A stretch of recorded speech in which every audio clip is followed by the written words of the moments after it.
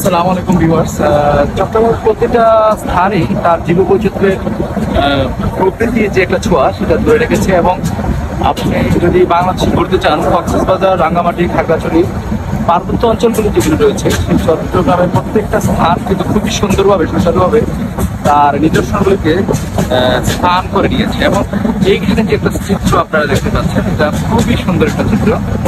ট্রেনটা কিন্তু একটা বাঁক খেয়ে যাচ্ছে একটা স্থান থেকে আরেকটা স্থানে এবং ট্যানেলের মধ্য দিয়ে যে যাচ্ছে এই জিনিসটাও কিন্তু একটা অপরূপ সৌন্দর্যের একটা নিদর্শন এখানে চিহ্ন রেখে যায়, তার শ্রুতমধুর চিহ্ন এখানে রেখে যায়। আর আমি আপনাদেরকে যে জিনিসটা আরেকটু দেখাতে যাচ্ছি যে এই লেনটা কিন্তু রিসেন্টলি হয়েছে। রিসেন্টলি বলতে এই পাথরগুলো দেখলেই বোঝা যায় যে এই ট্রেনটা কিন্তু বেশি দিন হয়নি, সম্ভবত মেবি 5 বছরের মধ্যেই এই ট্রেনটা হয়েছে এবং এখন যে ট্রেনটা যাচ্ছে সেটা আপনার প্রত্যেকটা স্থান এবং পিছনের যে ট্রেনটা আমি দেখাচ্ছি এবং প্রত্যেকটা স্থান পিছনের ট্রেনটাও কিন্তু খুব সুন্দরভাবে তার শ্রুতিমধুরভাবে তার নিদর্শন রেখে চলে আসছে এবং সামনে এখন আমরা একটা ট্যানেল দিয়ে যাবো, সেটা হচ্ছে ছোট্ট একটা ট্যানেল এবং চট্টগ্রাম তার কক্সবাজারে যে রাস্তাটা করেছে রেলপথে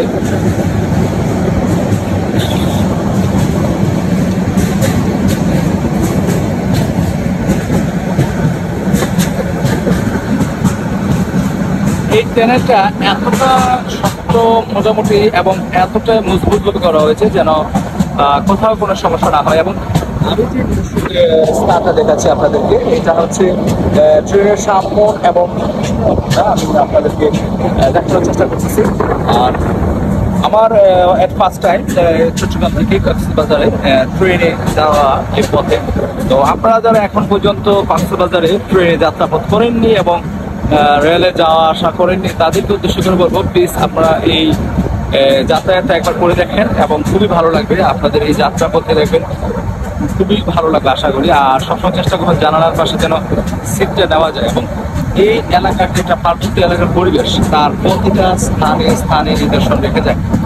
নিচে দেখবেন এইভাবে যে স্থানীয়ভাবে যে ঝুপড়ি দেওয়া আছে সেগুলো হচ্ছে পানের ঝুপড়ি। এখানে পানের চাষ করা হয় এবং জায়গায় জায়গায় প্রতিটা স্থানে ছোট ছোট পুকুরের খনন করা আছে এবং তারা বর্ষা মৌসুম ছাড়া তারা যে শুষ্ক মৌসুমগুলি রয়েছে যেমন শীতকালীন একটা মৌসুম রয়েছে তখন কিন্তু তারা এখানে সবজি এবং প্রত্যেকটা জিনিস চাষ করে এবং এই পাহাড়ি পাথরের মধ্যে হয়ে গেছে এখন চাষ না করতে এবং যে পাহাড়ি একটা ফুল আছে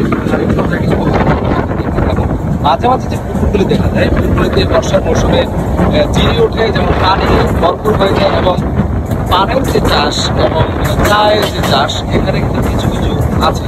যেমন চট্টগ্রাম একটা চায়ের বাগান ছোটখাটো দুই একটা থাকলেও সিলেটে কিন্তু অনেকগুলি চায়ের বাগান রয়েছে। যেমন সিলেট চায়ের জন্য বিখ্যাত, চট্টগ্রাম কিন্তু পার্বত্য অঞ্চল বিভিন্ন গাছগাছালি বনাঞ্চলের জন্য বিখ্যাত হয়ে থাকে। আমি যে স্থানটি দেখিয়েছি আপনি দেখাচ্ছি আপনাদেরকে এখন বর্তমানে স্থানটি হচ্ছে এটা বনাঞ্চল এবং আর বাংলাদেশের প্রত্যেকটা স্থানেই তার নিজস্ব একটা সৌন্দর্য বহন করে আপনারা দেখতে পাচ্ছেন। আমি দেখাচ্ছি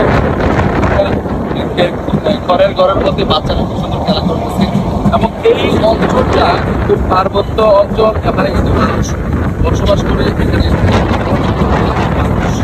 দোকানে যারা আছে তারা কিন্তু বসবাস করতেছে। ট্রেনের গতি একটু বাড়িয়ে দিয়েছে রাস্তায় আমাদের সম্ভবত সিগন্যাল পাওয়ার পর। আর এই অঞ্চলে যে